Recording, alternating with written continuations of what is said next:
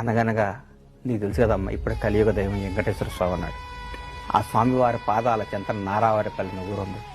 ఆ నారావారిపల్లిలో 73 సంవత్సరాల కింద ఒక ఖర్జూరపు నాయుడు అమ్మనమ్మ అనే దంపతులకు ఒక అబ్బాయి పుట్టాడు.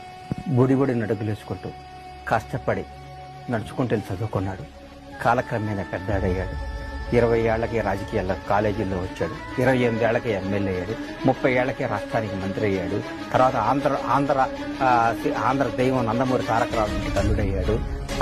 అవసరానికి పార్టీ పగ్గాలు చేపట్టి తెలుగుదేశం పార్టీని ముందుకు నడిపించి ఈ రాష్ట్రాన్ని అద్భుతంగా ప్రఖ్యాతలు రాశాడు.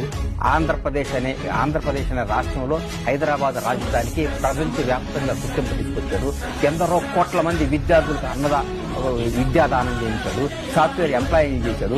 అద్భుతమైన ప్రగతిపథం చేయించాడమ్మా. ఈ ఔటర్ రింగ్ రోడ్డు, ఈ ఇంటర్నేషనల్ ఎయిర్పోర్టు, ఈ రాజధాని, ఈ బిల్డింగులు, ఈ చరిత్ర మొత్తం శ్రీకారం చుట్టాడమ్మా.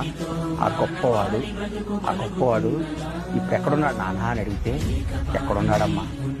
ఒక దుర్మార్గుడు చేసిన పన్నాగం ఎదుర్కొని అన్యాయంగా రాజమండ్రి జైల్లో బంధించారమ్మా. ఆ దేవుడికి పరశురాముడు తోడయ్యాడు. రాష్ట్రాన్ని తిరిగి రాష్ట్రం మొత్తం తిరిగారు. తెలుగు ప్రజలందరూ ఏకమయ్యారు.